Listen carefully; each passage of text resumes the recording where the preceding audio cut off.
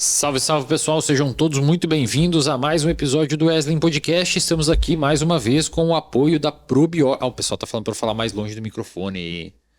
Tá bom aqui, né? Estamos aqui mais uma vez com o queridíssimo apoio da Probiótica. Então, se você precisa de whey protein, creatina, gel carboidrato, carb up para o seu ciclismo e toda a linha de suplemento que você necessita aí para o seu dia a dia, tanto para performance esportiva quanto para uma alimentação mais rápida, mais prática, mais conveniente, compra lá na Probiótica e use o cupom ESLEN que você recebe um desconto nos produtos. Agora a Probiótica tá até de cara nova, uma embalagem mais bonitinha, azul, tá mais cara de, né, menos cara de bodybuilder raiz e mais cara de saúde. Então é isso, ó, a Probiótica tá lindona. Compre lá, cupom Wesley, seu kit de creatina e whey protein. Esse aqui no sabor morango, delicioso. Você pode comprar lá que você ganha um descontinho. Esse aqui já é seu, hein? Vai ganhar de presente um wheyzinho e uma creatina. Estamos aqui no convidado de hoje com o Ramiro Coni, que é psicólogo clínico e doutor em psicologia. A sua tese de doutorado foi voltada ao manejo de estresse, neurodesenvolvimento? A minha tese de doutorado é na área de psicologia do desenvolvimento. Eu estudei populações rurais, né, por uma razão muito científica, inclusive. Eu venho estudando trabalho infantil desde a graduação. É um tema pouco estudado na psicologia. Trabalho infantil. Isso, é. Por que trabalho infantil, né? Porque eu sempre me interessei por entender como é que as pessoas se desenvolvem em contextos atípicos. Quando a gente pensa em desenvolvimento humano, a gente pensa naquela criança que vai para a escola, depois passa pela adolescência ali como uma espécie de preparação para a vida adulta, depois se insere no trabalho a partir dos 18 anos, né? Tipicamente é assim via que a gente... canônica, né? Exato, mas assim, existe uma parcela imensa da população que não cumpre esses ritos, né? Não faz essas transições de uma forma assim tão normativa. E aí eu sempre pensei assim, mas deve ser interessante entender como é que o desenvolvimento ocorre fora desses contextos, né? E o trabalho parece assim uma das experiências mais disruptivas quando a gente pensa em uma criança e um adulto, né? Porque pelo menos na nossa cultura atual ninguém imagina uma criança trabalhando, né? Pelo menos em alguns contextos não. E aí eu fui estudando trabalho infantil. E durante o doutorado, a gente tem essa obrigação de ter algum aspecto novo, trazer algo de novo, né? E quando eu fui ver, não existia quase nenhum estudo com populações rurais. E na verdade, cara, se você começar a olhar isso sobre qualquer tema, você vai encontrar esse mesmo problema. Existem razões sociais para isso, né? A maioria das universidades estão localizadas nos centros urbanos. Como a gente não tem muita verba para pesquisa no Brasil, as nossas pesquisas são com populações urbanas, né? Então, eu falei, não, talvez seja interessante pensar esse tema aqui dentro de um contexto de ruralidade. Que interessante, cara. E aí, cara, eu fui pro interior da Bahia, interiorzão mesmo, assim, distante a 200 quilômetros de Salvador, e fiz a minha pesquisa lá, com populações rurais, assim, e aí é uma outra forma de viver, de experienciar o fenômeno psicológico. Você ficou um tempo lá daí pra... Fiquei em torno de 6 meses. Caramba, bastante tempo, cara. Fazia idas semanais, quinzenais, assim, convivendo com eles, entendendo um pouco como é que eles se organizavam socialmente, em relação ao trabalho também, né? E aí a minha ideia era investigar desenvolvimento psicossocial nesse contexto, né? Como é que aquelas crianças se desenvolviam em comparação com crianças urbanas. No final das contas veio a pandemia, no meio do meu doutorado, eu não consegui fazer a coleta no contexto urbano para fazer uma comparação, e aí eu fiquei só com os dados da população. Pelo menos urbana tem bastante literatura para pelo menos dar uma boa discussão, né? Sim, tem bastante. O inverso seria pior. Exatamente. Se por sorte eu comecei a coleta com a população rural, isso facilitou muito as coisas. Cara, que legal, cara. Baita ideia. No meu final da graduação tinha uma menina na minha turma que ela pesquisou a prevalência ou desenvolvimento ou manifestação de comportamentos homossexuais na população interiorana também rural. E foi uma baita ideia. Acho que ela até ganhou algum prêmio. Porque realmente é uma coisa que não existe, né? Uhum. Agora, recentemente, o professor Eduardo Zimmer saiu no Fantástico porque ele mostrou que o cérebro do brasileiro, ele tem a nossa educação é tão ruim que é o fator de risco mais alto para o desenvolvimento de Alzheimer, é a educação, não a idade, como no resto do mundo. Porque também aqui no Brasil a gente estuda pouco epidemiologicamente a população. Então fica aí, ó, boas ideias se você quiser fazer um mestrado ou um doutorado, saia um pouco da caixinha e estude coisas novas. Né? Exato, é estudar outras populações, assim. A minha tese ganhou um prêmio também, é o prêmio UFBA de tese da Universidade Federal da Bahia, né? Por esse critério de novidade também, assim, por olhar para uma população que a gente tem pouca literatura. E aí como é que eu caí no estresse, né? Assim, trabalho infantil, exposição à violência, restrição a acesso a bens de consumo e tal. Tudo isso envolve desenvolvimento humano e eu ficava pensando, cara, assim, deve ter algum termo guarda-chuva que englobe essas coisas todas. Não é possível que a gente vai viver, vai produzir conhecimento nesse pântano conceitual assim, né? E aí eu caí no termo estresse, né? Porque o estresse nada mais é do que toda vez que o corpo precisa de criar formas de ajustamento diante de uma situação que é inesperada, assim, é desafiadora e tal. E aí, quando eu fui para a literatura da neuropsicologia, para entender a relação entre desempenho cognitivo e exposição a estressores, né, eu encontrei um conceito que a gente chama de nível socioeconômico. Não tem a ver apenas com renda, educação, etc. Nível socioeconômico envolve, por exemplo, a educação dos pais, a escolaridade. Tem vários critérios para definir o que é nível socioeconômico. E existem estudos muito robustos que mostram o impacto de indicadores de nível socioeconômico em desempenho cognitivo. Então, só para citar alguns, assim, crianças que vivenciaram situações de fome na infância, elas têm desempenho cognitivo mais baixo do que outras crianças que não vivenciaram isso. Crianças cujos pais têm escolaridade mais baixa, geralmente têm desempenho cognitivo também afetado. E tem variáveis não muito óbvias. Por exemplo, a idade materna é uma variável importante para desempenho cognitivo. Quanto mais jovem é a mãe, menor o desempenho cognitivo do filho. Né? E a hipótese para isso é uma coisa que a gente chama de sensibilidade materna. Porque, em tese, mulheres mais jovens, por exemplo, mães adolescentes, elas têm menos sensibilidade materna, elas oferecem menos apoio, menos afeto, e isso, por consequência, diminui o desempenho cognitivo da criança. Então, eu fui entrando nisso, assim, né? De estudar a infância sempre foi meu foco. E depois, na clínica, eu comecei a perceber que o estresse também estava ali, presente, né? O estresse no trabalho, ou mesmo em quadros como o transtorno de estresse pós-traumático e tal. E eu acabei me apaixonando por esse tema. Quando eu entrei no mestrado para estudar comportamento tipo depressivo em roedores, a gente utilizava um protocolo. No meu mestrado eu utilizei em roedores um protocolo de estresse farmacológico. Então o que eu fazia?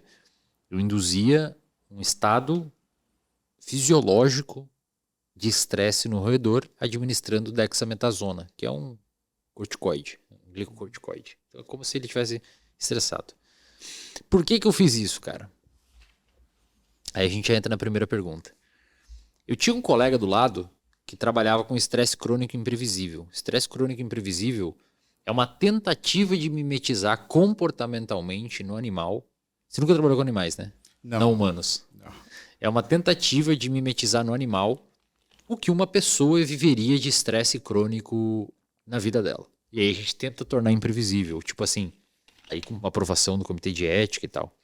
A gente deixava frio o ambiente do animal às vezes, molhava a maravilha onde ele dorme, troca o ciclo claro e escuro, como aquela pessoa que dorme de noite, tenta criar ali Qual que era o problema que eu via nesses comportamentos, né? O animal aprendia com o tempo. O filho da mãe aprendia, cara. E a gente tentava alterar e trocar e fazer bem imprevisível, mas alguns animais dentro do grupo de 40, eles aprendiam a lidar com aquele estresse. E quando você botava ele performar em um teste de depressão, memória, ansiedade, ele ia melhor que o grupo controle. De alguma maneira, aquele estresse potencializou o repertório comportamental de alguns animais e outros entraram num quadro de comportamento do tipo depressivo, comportamento do tipo ansioso que a gente tenta mimetizar, né? Sim. Você dá uma substância açucarada e uma água, ele bebe mais a água ou bebe igual. Já o cara que não tá com anedonia, digamos assim, um roedor, entre aspas, ele prefere açucarado, então ele tá sentindo prazer ainda, o outro não prefere. Ou com a fêmea, ele ficou pulo, o outro não se limpa, né? Você borrifa um negócio, ele não se limpa. Ele não faz o grooming, né? Grooming, exatamente. A pergunta é, estresse normalmente, e aí a pessoa que clicou aqui no podcast, ela pode acabar vindo aqui para resolver o problema de estresse que ela tem, mas alguns desses animais, eles melhoravam quando se submetia ele ao estresse. Claro que aí foi num tempo limitado, talvez a longo prazo eles iam sucumbir. Mas o estresse é sempre ruim? Quando que ele é ruim? E o que é? Ótima pergunta. Então, cara, assim, pense que é o seguinte, o estresse em si ele não é bom nem ruim, né? Existem duas variáveis que a gente precisa levar em consideração quando a gente está falando de estresse. A primeira dela é a intensidade. Quão intenso esse estresse é, né? E a outra é frequência. Com que frequência essa pessoa está suscetível a passar por eventos estressores, né? Aí só fazer uma distinção rápida, porque é um termo que a gente vai falar muitas vezes aqui. Quando a gente está falando de estresse, a gente está falando do processo, né? Esse processo de estar diante de uma situação ameaçadora e a resposta cognitiva, comportamental, afetiva a isso. E estressor é o que gera esse processo de estresse, tá? Então, porque são dois termos que a gente vai falar aqui muito. Imagine o seguinte, quando a gente está pensando em exercício físico, atividade física, né? A ideia de hipertrofia nada mais é do que você estressar o músculo, né? Só que depois você dá para ele um tempo de descanso para ele se recuperar, né? Então, é um estresse positivo, né? Você oferece para o corpo uma certa força, ele precisa fazer uma certa resistência e isso gera crescimento. Do ponto de vista mental, psicológico, é mais ou menos isso. Qualquer situação desafiadora, ela vai gerar no indivíduo a necessidade de aprendizagem de habilidades, né? A depender da situação, ela pode, inclusive, mudar o curso de vida da pessoa. A pessoa gera novos significados sobre o mundo, sobre quem ela é, etc. Mas, quando a gente tem estresse em intensidade muito alta e frequência muito alta, aí a gente entra numa outra seara, que é os efeitos do estresse no corpo que resultam em doenças, né? A gente tem até alguns modelos que explicam a relação entre estresse e doença, a gente pode falar disso já já. Mas para responder a tua pergunta de uma forma mais objetiva, o estresse em si não é bom nem ruim, vai depender da intensidade e da frequência dele, né? A gente vive agora, Eslen, o que na epidemiologia a gente chama de transição epidemiológica. Eu vou propor um exercício aqui a quem está assistindo. Existe um site chamado Global Burden of Disease, seria carga global de doenças. Nesse site você consegue encontrar dados sobre morbimortalidade no mundo, né, em diferentes épocas, em diferentes regiões, etc. Cara, se você entrar, por exemplo, e procurar causas de morte no Brasil na década de 80, a imensa maioria das pessoas morriam de doenças infecciosas, né? Sei lá, se você encontrar lá, cara, chega a ser assustador a quantidade de pessoas que morriam de diarreia no Brasil. Então, sempre, hoje é muito difícil que alguém morra de diarreia porque a gente consegue hidratar a população, assim, porque, né, o problema da diarreia é a desidratação que ela gera, então a gente tem soro caseiro, essas coisas conseguem evitar que essa desidratação ocorra. Então, não era incomum morrer de diarreia no Brasil, geralmente provocado por alguma infecção. E aí a transição epidemiológica, o que é? Hoje, a imensa maioria das pessoas não vai morrer de doença infecciosa, ela vai morrer de doenças de estilo de vida. Então, câncer, doenças cardiovasculares, depressão, dor lombar, por exemplo, né, para falar também de coisas que são incapacitantes, não necessariamente levam à morte. Então, por que essa transição epidemiológica está ocorrendo? Por dois motivos. Mudanças no estilo de vida, né? A gente conseguiu prolongar a vida, no entanto, o nosso estilo de vida é adoecedor, e ele é adoecedor em muito por conta do estresse, né? Do estresse a qual a gente está submetido. Tem uma pesquisa de um instituto francês chamado Ipsos. Eles são... É um instituto que faz pesquisas de opinião pública, e eles perguntaram para as pessoas qual é o tema que mais preocupa elas hoje em dia. Aqui, só para mostrar assim, efeitos comparativos, no Brasil, em 2018, 18% da população dizia que a maior preocupação dela era com saúde mental. Em 2025, esse número saltou para 54%. Né? E aí, qual é a hipótese que a pesquisa tem? É que essa preocupação tem a ver com o fato de que hoje, né, os brasileiros têm uma maior percepção sobre o estresse e de como eles estão submetidos a situações estressoras, né? Então, a gente tem uma crise econômica que não se estanca, que vai se prolongando ano a ano. A gente tem um contexto de violência crescente, desemprego, né? Todas essas variáveis geram a sensação de estresse e geram os efeitos de estresse, né? É interessante mencionar nesse cenário, então, que, ou melhor, é interessante frisar, né, nesse cenário que o estresse físico, ele também é manifestado por meio de um estresse psicológico, né? Sim. Desigualdade, violência ou mesmo sensação de insegurança física. Isso também pode gerar uma manifestação física do estresse. Sim, sem dúvida, sem dúvida. E como é que culmina no desenvolvimento de uma doença? Porque estresse crônico é uma... Cara, ele arrebenta o corpo inteiro, né? A parte psicológica e a parte metabólica também, né? Sim. Meu pai, por exemplo, tem diabetes tipo 2 e em períodos que ele ficava mais estressado, a glicose ele disparava, porque existe toda uma mobilização energética do corpo. O que é funcional em outro cenário. Aham. Mas quais são as grandes hipóteses? Eu estudava bastante isso à época. É ainda aquela carga alostática? Isso. Tá nesse cenário ainda? Isso, exatamente. A gente tem alguns modelos, né? Tem o modelo do Selye, do Hans Selye, a gente chama de Síndrome de Adaptação Geral. Eu até trouxe uma figura, vou pedir para ele colocar aqui. 1936, um artigo. Isso, exatamente, né? O Selye foi o cara que... Assim, ele não introduziu o termo estresse na medicina, tá? Esse termo foi introduzido por um cara chamado Cannon, né? Foi anterior ao Selye. Mas o Selye é o responsável por fazer essa discussão se tornar mais canônica dentro da área, assim. Tem imagem aí, Cid?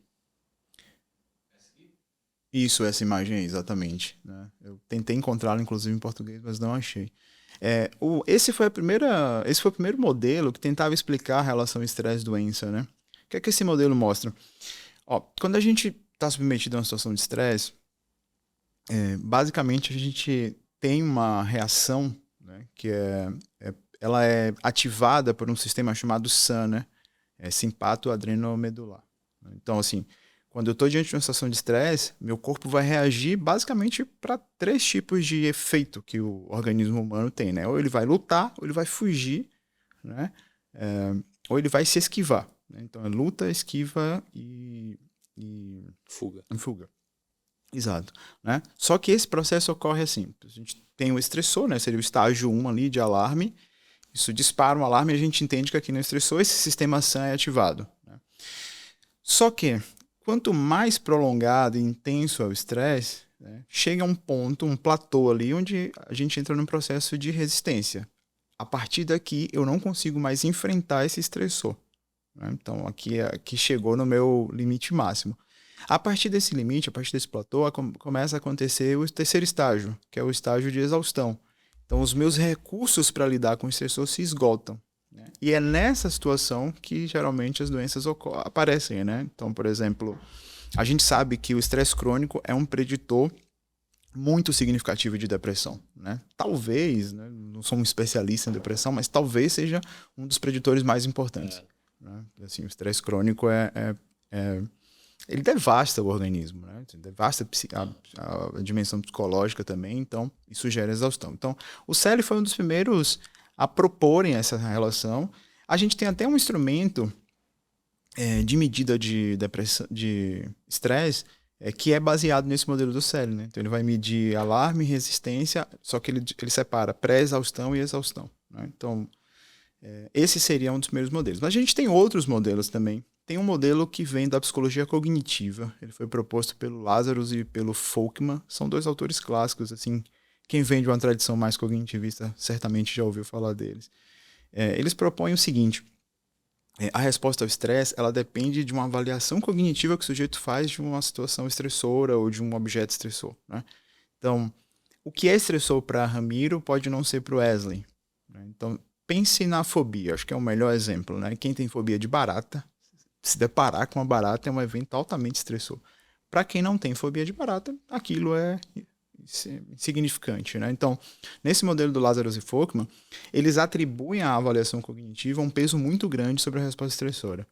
Então, existe uma avaliação que eles chamam de avaliação primária. Né? Eu estou diante de um estímulo, eu avalio se aquele estímulo é perigoso, ameaçador ou não. Você tem uma segunda avaliação que é: eu tenho recursos para lidar com essa situação de perigo.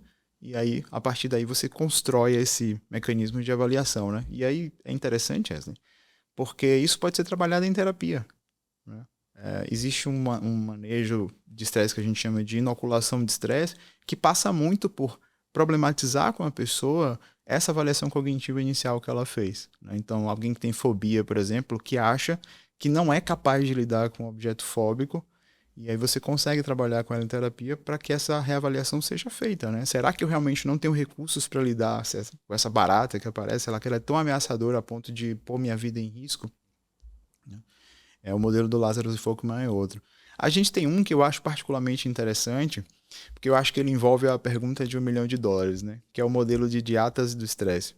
Ele vai dizer que a resposta ao estresse depende de 2 fatores, né? Fatores que a gente chama de predisponentes e outros que a gente chama de precipitantes.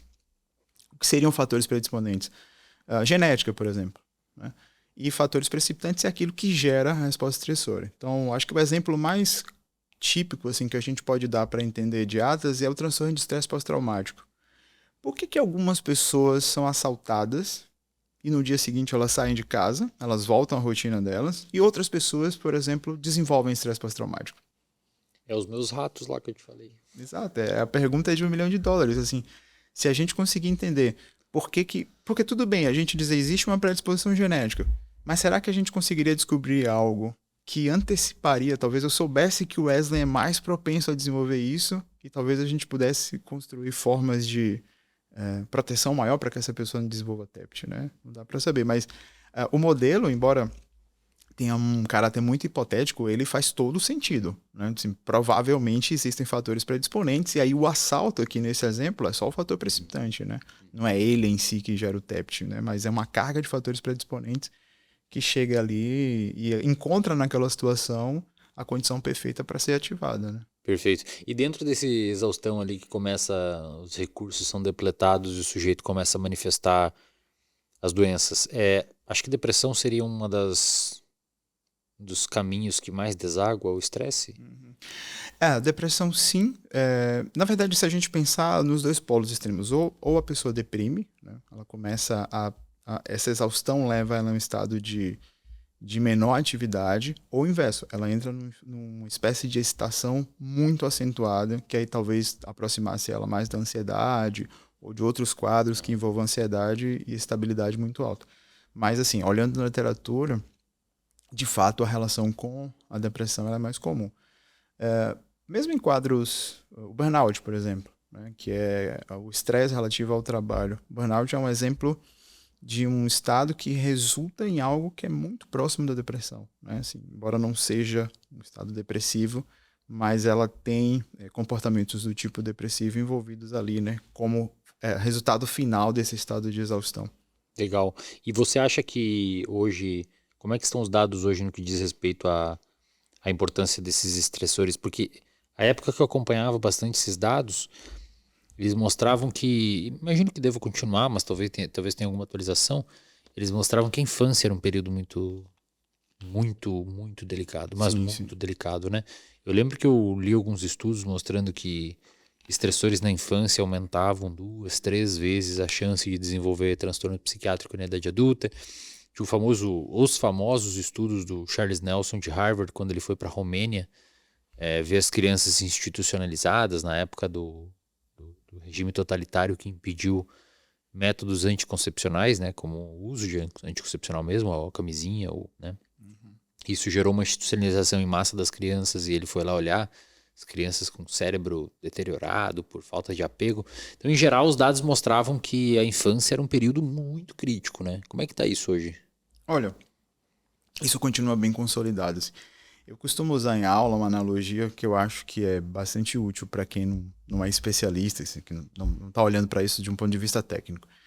A analogia é o seguinte: pense que você vai construir um prédio e de início você não tem muitos recursos. Então você compra materiais de qualidade muito baixa e você não tem muito recurso para contratar também mão de obra, então você contrata, sei lá, quem está disponível, às vezes um cara que não tem nem muita especialização, e esse cara constrói toda a fundição do prédio.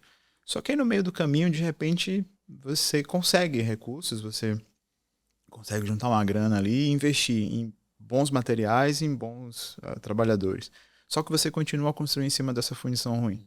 Né? Então, assim, a chance dessa obra dar errada ou ela ter problemas estruturais para o resto da vida é muito É uma grande. boa metáfora. É, Uma excelente metáfora. é exatamente o que ocorre na infância, cara.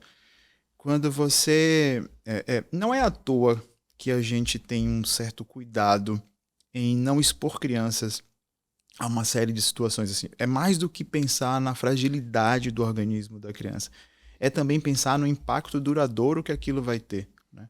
Existe um programa nos Estados Unidos, ele é um programa que envolve também um estudo, um ensaio clínico randomizado. Esse programa se chama Baby First Year. O que é que eles estão tentando comprovar? Basicamente, eles querem mostrar que a exposição a estressores na infância ela é tão drástica que é um tipo de situação onde o estresse não pode ser positivo. A gente estava falando agora há pouco, né, de situações onde o estresse pode ser positivo, onde ela não é. Definitivamente a infância não é uma fase onde o estresse é recomendado. Os efeitos sobre o neurodesenvolvimento são muito grandes, né? E aí a gente está falando de neurodesenvolvimento no sentido mais amplo possível. Envolve, por exemplo, estrutura e função do cérebro e, por consequência, né, desempenho social, habilidades, todas essas coisas. Então, eles dividiram 2 grupos e eles dão rendas diferentes para esses grupos. E eles querem ver ao final, né, assim, mães recebem, acho que é algo em torno de $300, e um outro grupo as mães recebem algo em torno de $20. Né? E aí, com esse dinheiro, elas, em tese, vão ofertar para as crianças comida e outros itens básicos. E eles querem ver qual foi o efeito dessa transferência de renda depois de um tempo. Porque, de fato, a gente tem muito estudo. Só pra galera entender, eles controlam, as mães são parecidas em termo econômico, eles fazem todo... Isso, exato. É um estudo bem robusto, assim, envolvem várias universidades americanas, pesquisadores de várias partes do mundo. Então, é aquele tipo de teste onde a gente consegue mais ou menos prever o resultado baseado em resultado de outras pesquisas que a gente já tem, né? Se alguém me perguntasse qual é a fase onde a exposição ao estresse é mais sensível, com certeza na primeira infância, até os 3 anos de idade. Ali é um período crucial. Assim. Tudo que acontece ali vai ter repercussões muito duradouras para o restante da vida. Teoricamente, esse dinheiro eles devem utilizar para prover alguma coisa ou evitar que essas crianças tenham algum tipo de privação de alimento. Isso, assim, né? Isso, exatamente. E aula de natação, sei lá. E eles fazem um processo de vigilância muito grande sobre as famílias também, porque não é só a questão de transferir renda, é também não expor a criança a estressores ambientais, né? Por exemplo, a violência, ou mesmo que a criança seja testemunha da violência, né? O simples fato da criança testemunhar a situação de violência já pode ser bastante danoso para ela, né? Mas existem outros estressores ambientais que a gente talvez olhe para eles com menos atenção. Por exemplo, ruído é um estressor ambiental bem considerável, né? Lotação do espaço é um estressor bem considerável. Tem uma pesquisa que foi feita com ratos, né? Eles colocaram ratos numa gaiola e de início eram poucos ratos. Então eles tinham bastante comida disponível, eles tinham bastante espaço disponível. Só que eles foram acompanhando, esses ratos foram se reproduzindo e logo aquele espaço que era um espaço suficiente para todos eles passou a ficar muito pequeno. Né? E aí os ratos passaram a cruzar menos, passaram a ser mais agressivos entre si. Alguns ratos se tornaram canibais, inclusive. Né? Então, tudo bem, é uma pesquisa com animais infra-humanos, mas mostra esse efeito da superlotação. Então, no Baby First Year, eles observam muito esses outros efeitos que não estão relacionados necessariamente com recursos materiais, né? Mas que podem ser importantes também. Consumo de drogas, assim, por parte de familiares e tal. Eles vão monitorando tudo isso. Como é que você sugere para o pessoal que está assistindo aqui, está em casa, entender se está submetido a uma situação de estresse? Se tem alguma bandeira vermelha que o pessoal deve ficar atento? Uhum.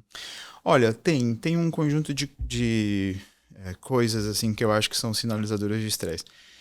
O estresse, ele envolve muito de percepção subjetiva, de fato. Porque, às vezes, uma situação que pode não ser vista como estressor por uma pessoa, ela pode ser altamente demandante para outra pessoa. Tem alguns autores, esqueci o nome deles agora, mas é fácil encontrar essa pesquisa. Eles foram os primeiros autores a tentar mapear uma espécie de conjunto de estressores universais. O que seria isso? Será que existem alguns eventos de vida que seriam estressores para a imensa maioria das pessoas? Né? E aí eles fizeram uma pesquisa com milhares de universitários. Né? Tudo bem que é uma amostra bem enviesada, porque foram só universitários. Mas apareceram eventos como descobrir uma doença crônica, separação conjugal, término de relacionamentos, ser traído. Vários eventos, né, apareceram como eventos potencialmente estressores, né, ou eventos que podem gerar respostas de estresse. É uma lista muito grande, assim, não seria capaz de enumerar todos os itens dela aqui. Mas, por exemplo, pensemos que você passa por um evento como esse, né? A partir disso, se você observa que do ponto de vista cognitivo você tem uma piora de desempenho, sei lá, você era um cara que conseguia trabalhar ali de um modo bem ajustado, bem adaptado, uma quantidade de horas por dia, você percebe que seu desempenho tem piorado. Do ponto de vista afetivo, emocional, você se sente mais rebaixado, né? Acho que é uma boa metáfora essa ideia da tristeza como um rebaixamento. Ou, pelo contrário, você se sente muito excitado, né? Aquelas formas que tipicamente estavam presentes na sua vida de aliviar situações de tensão passam a não surtir mais efeitos. E aí você começa a ter interesse, por exemplo, por beber ou beber muito, se você já bebia antes, ou por consumo de substância, ou por outros comportamentos que são indicativos de dependência comportamental, né, jogos, etc. Tudo isso são indicativos bem importantes de que alguma coisa, a partir desse evento estressor, alguma coisa se perdeu ali, né? Então basicamente, assim, para ficar mais claro, galera, quando a tua válvula, entre aspas, academia e tal, já não é mais suficiente. Uhum. Isso é um alerta. Exato. Fica alerta. Exato. Você está buscando outras compensações, significa que, opa. Isso, exatamente, né? Aquelas compensações que tipicamente te ajudavam a lidar com situações desafiadoras, elas já não estão funcionando, né? Geralmente deve ir para o lado de álcool, comer em excesso, Sim. coisas mais acessíveis e super hedônicas, né? Imagina. Sim, sem dúvida. E assim, é uma coisa que a gente tem que prestar atenção, porque o estresse, ele é um ciclo, né? Quando a gente estava falando sobre os modelos de estresse-doença, eu não citei um que você já tinha citado aí rapidamente, que é teoria da carga alostática, né? Do McKeven e do Stella. McKeven é um endocrinologista, o Stella é um psicólogo, juntos eles montaram esse modelo, né? Que diz o seguinte: situações estressoras são positivas para o desenvolvimento, mas elas geram uma carga, né, que é uma carga cumulativa, que eles chamam de alostase. Então, quanto mais estresse você é submetido, mais ciclos alostáticos você passa. Eu até acho que essa imagem acho que ajuda a entender o que é o ciclo alostático, né? Então, por exemplo, você tem um reconhecimento de sinal de perigo ali, né? Então, isso é o primeiro estágio da alostase, né? Você tem a percepção de um estressor e o reconhecimento de um sinal de perigo. Existe uma resposta fisiológica. As respostas fisiológicas do estresse, elas são muito parecidas com a da ansiedade, por exemplo, né? Então você tem sudorese, você tem aumento do batimento cardíaco. Eu diria que é a mesma coisa. Pensando em termos fisiológicos, acho que não tem nenhuma molécula diferente que responde à ansiedade. Sim. Certamente sim. Então, assim, do ponto de vista fisiológico, você tem respostas que são bem comuns. Claro que existem sinais e sintomas que são menos comuns, né? Mas eu diria que esse, sudorese, aumento da cardia, né? Assim, são típicos. Isso gera o que a gente chama de um sinal aprendido de segurança, né? E, por consequência, isso gera adaptação. Então, um exemplo que eu dou muito em sala, assim, se você mora numa região onde as pessoas comumente a troca de tiros ou coisas do tipo assim, você aprende a reconhecer o que é um tiro do que é um balão estourando, por exemplo, né? E aí, quando você vê um barulho de tiro, a sua intenção é se proteger, né? Isso é um sinal de perigo aprendido, né? Você aprende a se proteger a partir de um sinal específico. Só que, se você passa por esse ciclo aí, né, essa figura aparece na forma de ciclo, não é à toa. Se você passa por esse ciclo várias vezes, isso gera uma carga alostática e ela leva você para um estado que é parecido lá com o que o Selle chamou de estado de exaustão. Em algum momento, o indivíduo ele não consegue mais responder de forma adaptativa a um evento estressor, né? E aí, se ele não responde de forma adaptativa, ele vai responder de algum modo, né? O nosso organismo tem essa tendência de responder. Só que muitas vezes ele vai responder fazendo isso, bebendo muito, usando substância, se engajando em comportamentos de dependência ou comendo muito, né? Então, acho que é um sinal importante. Assim, do ponto de vista comportamental, você observa essas mudanças. Do ponto de vista cognitivo, você observa que há piora do desempenho em tarefas de vida diária. E do ponto de vista afetivo, você começa a vivenciar emoções que tipicamente você não vivenciava, ou pelo menos numa intensidade que você não vivenciava, né? Então aquela tristeza passa a ser, não é apenas uma tristeza leve, você sente ela de uma forma quase incapacitante, né? Ou a irritabilidade. Irritabilidade. Exato. Então, Do ponto de vista comportamental, a pessoa ela tem que ficar atento, ó, você que está em casa, tem que ficar atento para respostas compensatórias. Se as suas válvulas de escape não funcionam mais, atenção, talvez o seu estresse esteja aumentando. Do ponto de vista cognitivo, perda de função, então a sua atenção fica ruim, né, etc. E do ponto de vista afetivo, respostas emocionais exacerbadas e desproporcionais à situação. Sim. Acho que esses três níveis aí vale a pena ficar alerta, porque se está acontecendo, corre o risco de você estar submetido a um estressor, né? Isso. E como essa sobrecarga alostática é uma questão cumulativa, às vezes a pessoa não percebe e quando olha para o lado já está nesse mar de problemas, né? De respostas. Eu já atendi muitos pacientes com burnout, por exemplo, e geralmente eles só se dão conta que estão trabalhando em excesso a ponto de afetar a sua saúde quando o burnout aparece. Os sinais vão sendo dados, né? Se sente uma sensação de exaustão, de fadiga muito intensa, e aí começa a aparecer sintomas físicos também, a pessoa vai ignorando isso até o ponto onde aquilo estoura e de repente ela não consegue mais lidar com aquele tipo de demanda, porque o corpo deu um claro sinal de pare, né? E manejo, Ramiro? Como é que maneja isso? Olha, o manejo do estresse... Tem uma coisa, Eslen, que eu acho que é importante colocar aqui. Eu vejo muito pessoal falando de prática baseada em evidência e dos 3 pilares, né? Mas tem um pilar que eu acho que me parece que às vezes é um pouco esquecido e é um pilar que a gente tem muito dado robusto, né? Que é o pilar das preferências, né? Tem aquele livro do Norcross do Umpold, sobre relações terapêuticas que funcionam, né? Tem um capítulo só sobre preferências.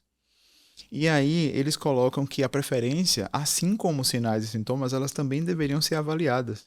Então, assim, a gente deveria iniciar uma terapia, né? E aqui, nesse caso, iniciar o manejo do estresse, sempre perguntando para o paciente quais são as preferências dele, né? O Norcross e o Umpold, eles propõem que a gente avaliasse isso em termos de qual é o modelo terapêutico que a pessoa prefere, quais são as preferências em relação ao estilo do terapeuta e as preferências em relação à atividade. E por que eu estou falando isso? Pense num cara que procurou a terapia por conta do estresse, né? Qual a chance desse cara... Por conta do estresse, ele está muito sobrecarregado de trabalho. Qual a chance desse cara aderir a um plano de ação, por exemplo? A uma tarefa de casa? Né? Então, às vezes, você vem com aquele protocolo fechadinho e tem o plano de ação específico para aquele protocolo, mas muitas vezes o cara não vai aderir porque aquilo vai parecer para ele uma tarefa a mais no dia, né? Só que, ao mesmo tempo... um componente como o plano de ação, por exemplo, ele não pode ser dispensado, né? A gente tem aquela meta-análise do Hoffman, que mostra que o plano de ação, né, o que a gente chama na TCC de tarefa de casa, ele é um dos componentes da TCC que tem maior tamanho de efeito, né?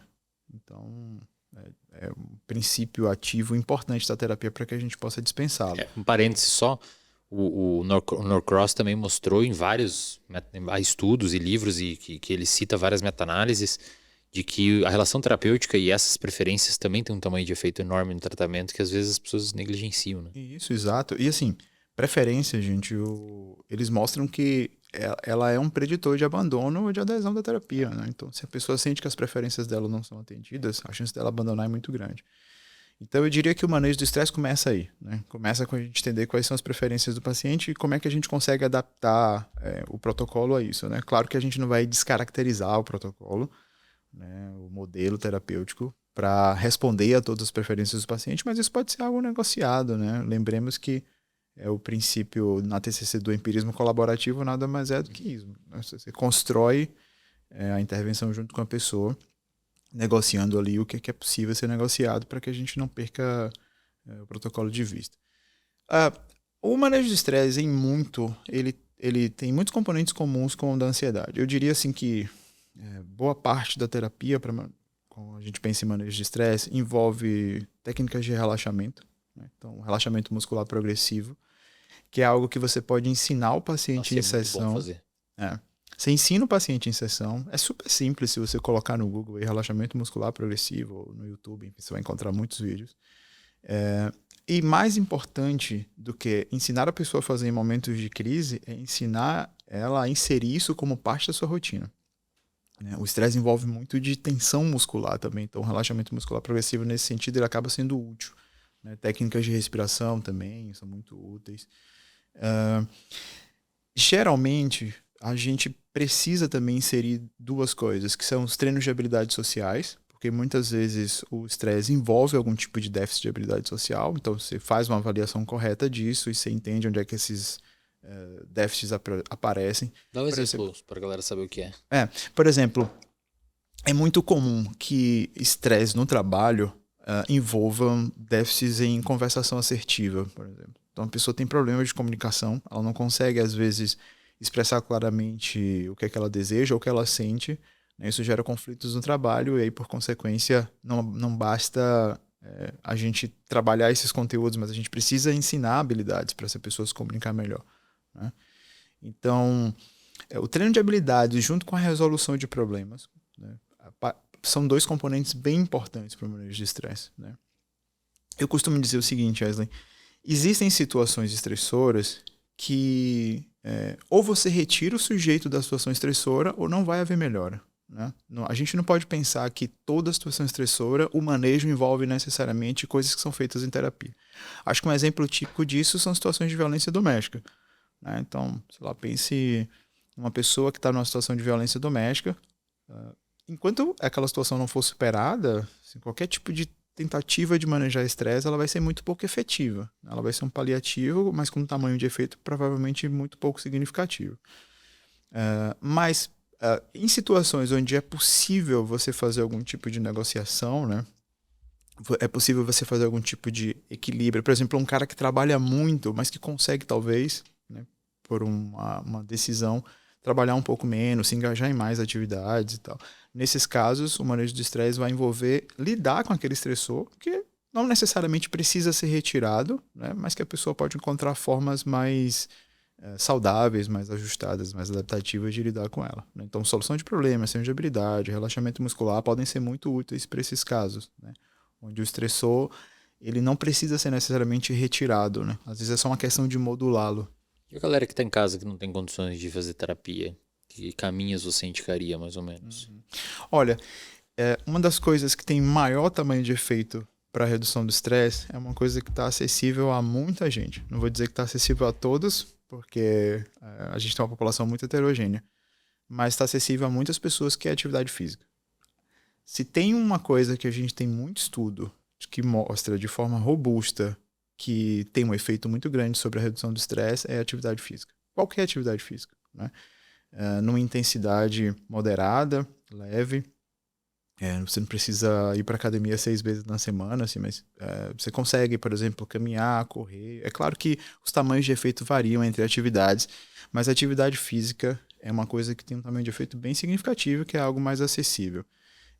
Existem formas de manejo de estresse que são componentes de protocolos terapêuticos que podem ser utilizados por uma pessoa leiga, por exemplo, né? Embora o ideal fosse com acompanhamento de um profissional. Mas a gente tem, por exemplo, técnicas de mindfulness como um conjunto de técnicas que têm efeitos muito positivos sobre o estresse, né? Meditação, exercícios para evocar e intensificar, né, essa vivência do tempo presente. Então, tudo isso tem um tamanho de efeito bem importante, né? E talvez possa ser acessado mesmo sem a terapia. O legal do exercício físico é que vários estudos também mostram que parece que quando você consegue inseri-lo na rotina, melhora uma série de outros hábitos, né? Você melhora a alimentação, tende a melhorar a alimentação, tende a melhorar seu sono, tende a melhorar sua atenção. Então, realmente, talvez seja um bom ponto para começar, né? Sim, sim. Bom ponto. Tem uns estudos, assim, da década de 80, 70 e 80. O tema do estresse, ele passou por algumas ondas, assim, né? Teve períodos onde ele foi de muito interesse, tanto social quanto científico, depois aquilo desaparece um pouco, é meio cíclico, assim. Décadas de 70 e 80, especialmente nos Estados Unidos, eles eram muito comuns que fizessem estudos sobre estresse. Surgiu daí uma tentativa de entender, será que existem características pessoais que tornam as pessoas mais aptas a lidarem com estresse ou não, né? Por exemplo, esse conceito meio que desapareceu depois, mas se você pesquisar a literatura, principalmente da década de 80, é o conceito chamado de hardness, né? Eu nem sei se teria tradução para isso, mas o hardness é uma ideia de que algumas pessoas elas tendem a ver situações estressoras mais como um desafio e uma oportunidade de crescimento do que como uma situação ruim, né? Então, pessoas que tivessem mais características, né, desse hardness, elas seriam mais elas teriam mais facilidade, mais capacidade de lidar com o estresse, né? O hardness envolve, por exemplo, comprometimento, desafio, etc. O hardness meio que foi suplantado um pouco pela ideia de resiliência. Resiliência, hein? Falar. Exato. Assim, é um conceito que meio que desapareceu, né? Mas a resiliência diz um pouco respeito a isso, né? De fato, parece que pessoas mais resilientes, elas conseguem lidar melhor com situações estressoras. O grande desafio é como é que a gente treina isso em terapia com o nosso paciente, né? Posso dar uma contribuição? Claro. Tem uma pesquisadora, você vai adorar ler esse artigo, chama Alexandra Rodman. Ela publicou um artigo na Biological Psychiatry, que é uma revista bem difícil de publicar. Ela fez um estudo com seres humanos, ressonância magnética funcional, e dividiu basicamente em 2 grupos. Ela pegou adolescentes, jovens adultos, acho que era uma amostra de 60 pessoas, o que para um estudo de análise de cérebro por ressonância magnética funcional é uma amostra considerada bem grande, porque é meio difícil você conseguir essas máquinas para fazer estudo por muito tempo. Ela basicamente pegou 2 grupos de adolescentes pareados ali por idade, renda, fez todo o controle, só que um grupo tinha sofrido estresse na infância. Aí ela até separou os tipos de estresse, abuso físico, abuso sexual e etc. E aí ela olhou o cérebro dessas crianças, desses jovens adultos, tentando encontrar o marcador biológico da resiliência. Ela queria entender no cérebro onde está a resiliência no cérebro, porque nessas crianças, nesses jovens adultos que sofreram abuso na infância, e tinha um grupo controle para comparar, né? Algumas delas não desenvolveram depressão, ansiedade, TEPT. Tinha lá o número de abusos que sofreu, e no lado, na baseline, naquela famosa tabela do Our Paper de dados sociodemográficos e tal, ela mostrou lá que tinha as crianças que sofreram maltrato, não maltratadas, e aí nas maltrato, que tipo de maltrato e qual o diagnóstico, etc. Tinha algumas que não teve diagnóstico. Aí ela mostrou vários dados. O primeiro dado que ela mostrou foi que quando você coloca essas crianças a fazer uma espécie de... Como é que eu posso dizer? Ela basicamente mostrava a figura de uma criança chorando, então era um gatilho para elas, e ela pedia para as crianças, ou para os jovens adultos, olhar aquele gatilho, e ela pedia isso para todos os grupos, né? Ela pedia para elas imaginar que aquilo ali era uma atriz ou que estava emocionalmente distante. Estratégias de clínica que a gente às vezes faz. Isso ela fez, e ela percebeu que as crianças maltratadas que desenvolveram o diagnóstico, elas tinham um aumento muito alto da atividade da amígdala e um aumento e uma inibição do córtex pré-frontal, da atividade do pré-frontal. As crianças maltratadas, elas tinham um aumento da amígdala e um aumento do pré-frontal. As crianças que não sofreram maltrato, aconteceu quase nada no cérebro. Porque era uma imagem não representava, igual você mostrar um acidente de carro para quem nunca se acidentou. Para ele, tudo bem, pode alguma questão ali de empatia, mas via de regra, considerando que um que se acidentou era um tamanho de... E aí os dados de ressonância magnética funcional eles sempre mostram o delta, né, daquela atividade considerando o grupo controle, então ficava praticamente a mesma coisa no controle. E aí depois ela mostrou alguns outros dados, fazendo algumas brincadeiras ali com o desenho experimental, e a conclusão do artigo, é um artigo bem famoso, é que basicamente a resiliência no cérebro, segundo essa autora e o grupo dela, está na maior capacidade do sujeito de conseguir racionalizar sobre a situação e tentar reconfigurar o que ele entendeu. Que é meio que isso, né? O cara resiliente, se você for olhar essa figura do hardness, ele vê uma situação estressante, ele cria uma lógica em cima daquilo e fala, isso aqui vou aproveitar, vou ir para cima. Tenta enxergar pelo lado, né? Um jeito diferente do jeito de enxergar aquilo ali como um obstáculo. E aí depois ela fez uma pergunta final e viu que um experimento final e viu que as crianças que iam bem e tinham uma saúde mental mais equilibrada, mesmo as que sofreram abuso na infância, eram aquelas que tinham uma tendência de no dia a dia racionalizar mais. Então, em outras palavras, eram pessoas mais conscienciosas, mais racionais, que tentam olhar um problema por uma ótica mais racional, né? Não muito emocional. Sim, sim. Tem uma hipótese também que a gente chama de hipótese do buscar apoio, né? Eu falei sobre luta, fuga, esquiva, mas o que essa hipótese propõe é que buscar apoio também pode ser uma resposta estressora a um evento estressor, né? Então, eles até tentam mostrar que existem diferenças de gênero, por exemplo, nesse buscar apoio, né? Mulheres seriam mais propensas a buscar apoio do que homens, etc. Mas por que que essa resposta parece como uma resposta importante?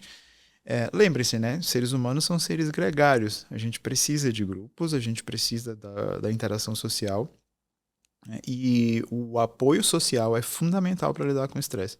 Então, indivíduos mais isolados, indivíduos com interação muito, muito pobre do ponto de vista social, eles são mais propensos a terem respostas desadaptativas a eventos estressores e, por consequência, eles vão ter mais dificuldade de lidar com o estresse do que quem busca apoio social. Então, por exemplo, não tinha citado, mas está aí uma outra fonte de lidar com o estresse que é importante, né? É buscar apoio social. Legal. A psicoterapia é uma forma de apoio social. Exatamente. E aí, Ramiro, considerando esse cenário aí, cara, de estresse, né, desenvolvimento de problemas de comportamento, problemas cognitivos no estresse crônico, por que você decidiu se candidatar a presidente? Por que eu não evitei essa situação estressora, Por que né? você decidiu aí, cara? Conta aí pra galera qual que é. Eu acho que esse episódio aqui vai sair início de julho, então é mais ou menos um período que a, a candidatura ainda está válida, Isso, né?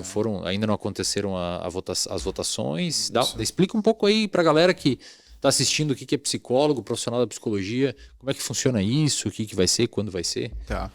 Bom, esse ano a gente tem eleição para o sistema conselho, né? Para os conselhos regionais de psicologia e para o Conselho Federal de Psicologia. A eleição propriamente vai ocorrer de 23 a 27 de agosto. É uma votação online, tá? Então você entra no sistema do CRP, todos os psicólogos inscritos têm um login, uma senha, e ao entrar lá você vai votar na chapa regional, né, do seu regional, e na chapa federal, né?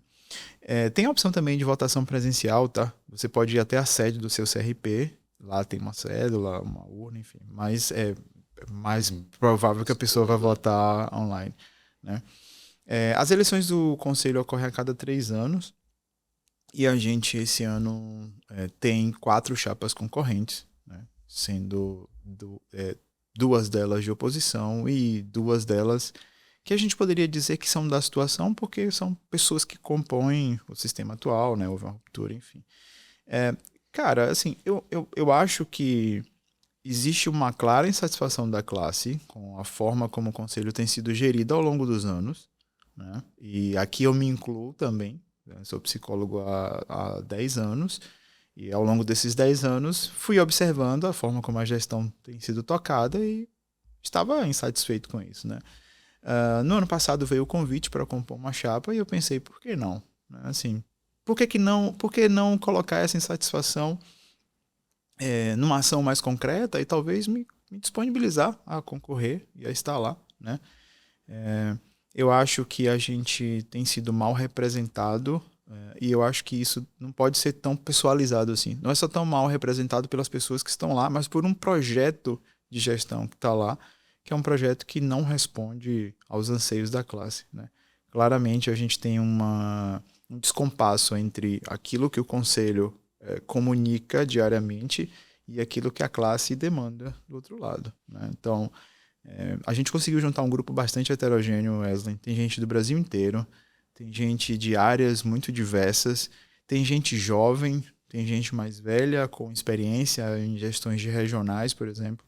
Então, esse foi um cuidado que a gente tentou ter, de colocar um grupo que de fato fosse diverso, não só em termos de diferenças de abordagens ou diferenças de áreas de atuação, mas modos de ser e estar no mundo também, né? Então, o desafio vai ser lidar com todo o estresse advindo desse período de eleição aí, porque, de fato, embora não seja uma eleição como a gente tem uma eleição para deputado, etc. Mas ela tem os mesmos componentes de conflitos, desafios e demandas que precisam ser respondidas. Então, você que está assistindo aí é profissional ou estudante da psicologia, você pode ficar esperto que no dia De 23 a 27 de agosto. 23 a 27 de agosto nós teremos as votações. E se você que está assistindo isso não é da psicologia, encaminhe isso para um amigo seu da psicologia e pede para ele assistir nessa minutagem aqui, porque é uma chance importante que a gente tem de alterar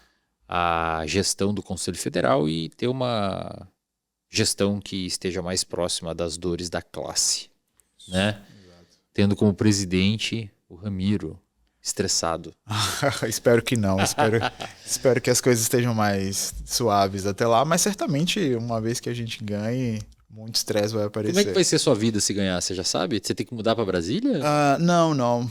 Geralmente, os presidentes se mantêm residentes nos seus domicílios. A gente tem... É comum que haja pelo menos uma reunião mensal em Brasília, as pessoas se desloquem até lá. Claro que as gestões têm autonomia para gerenciar isso, mas assim, é o que comumente ocorre. Existem outras situações onde o presidente ou a diretoria ou outras pessoas da chapa também precisam estar presentes, mas em tese a gente não precisa residir em Brasília, né, o que de fato é uma facilidade.